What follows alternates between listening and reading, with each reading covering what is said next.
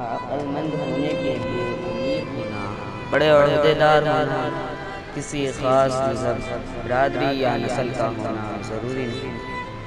خدا کسی کو بھی عقل جیسی خوبی عطا کر سکتا ہے۔ پرانے زمانے میں بھارت میں ایک راجا حکومت کرتا تھا۔ وہ راجا بہت رحم دل تھا۔ اس کے راج میں سب خوش تھے۔ راجا اپنی پرجا کی حالت دیکھنے کے لیے کبھی کبھی محل سے باہر نکلا کرتا۔ سب لوگ راجا کی عزت کرتے تھے۔ ایک دن راجا گھومنے گیا تو سارے راستے میں اسے ایک کسان نظر آیا۔ کسان اپنے کھیت میں کام کر رہا تھا۔ راجا کسان کے کھیت پر گیا۔ اس کھیت میں کسان نے گیہوں بو رکھے تھے۔ کھیت بہت بڑا تھا۔ راجا کھیت دیکھ کر بہت خوش ہوا۔ اس نے کسان سے جا کر پوچھا، تم اس کھیت سے کتنا کما لیتے ہو؟ کسان نے جواب دیا، حضور بس یہ سمجھ لیجئے کہ 1 روپیہ روز کے حساب سے پڑ جاتا ہے۔ تو راجا نے کہا، 1 روپیہ؟ تو پھر تم اس 1 روپیہ کا کیا کرتے ہو؟ تو کسان نے جواب دیا، جی اس 1 روپے میں 4 آنے تو روز کھا لیتا ہوں اور 4 آنے کا قرض اتار دیتا ہوں، 4 آنے قرض دیتا ہوں، اب باقی بچے 4 انہیں پھینک دیتا ہوں۔ راجا کسان کی بات سن کر حیران ہوا۔ اس نے پوچھا، میں تمہاری بات کا مطلب نہیں سمجھا، مجھے اس کا مطلب بتاؤ۔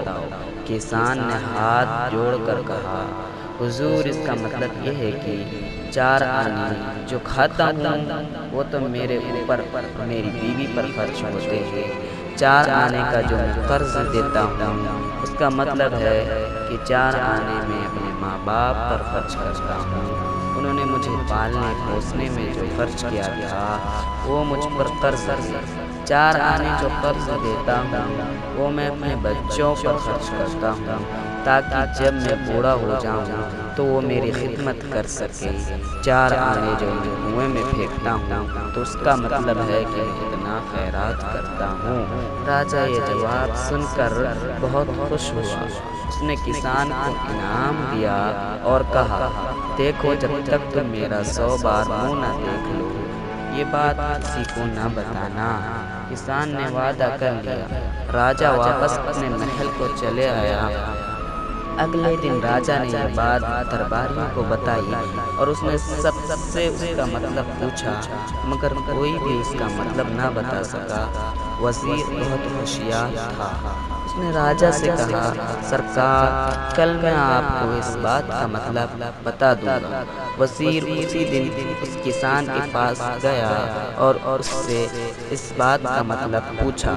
کسان نے کہا، راجا نے مجھے منع کیا ہے، میں جب تک 100 بار راجا کا منہ نہ دیکھ لوں تو میں اس کا مطلب نہیں بتا سکتا۔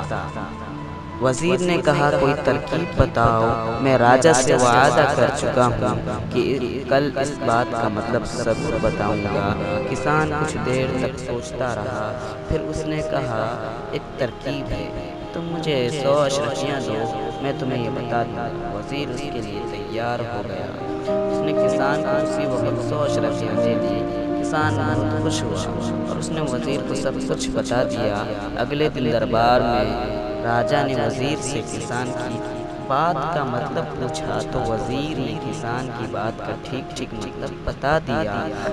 راجا کو کسان پر بہت غصہ آیا۔ اس نے فوراً سپاہی بھیج کر کسان کو دربار میں بلایا۔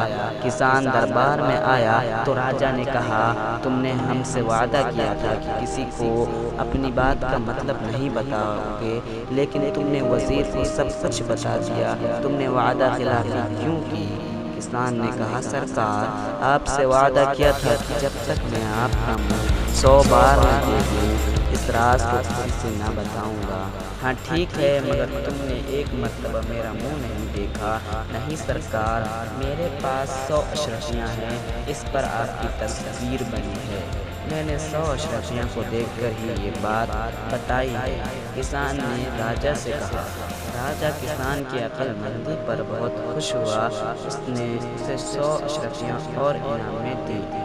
کسان خوش ہو کر راجا کو دعائیں دیتا ہوا اپنے گھر چلا گیا۔ دیکھی آپ نے کسان کی عقل مندی، اسی لیے تو یہ بات سچ ہے کہ عقل یا ہنر علم کی کسی میراث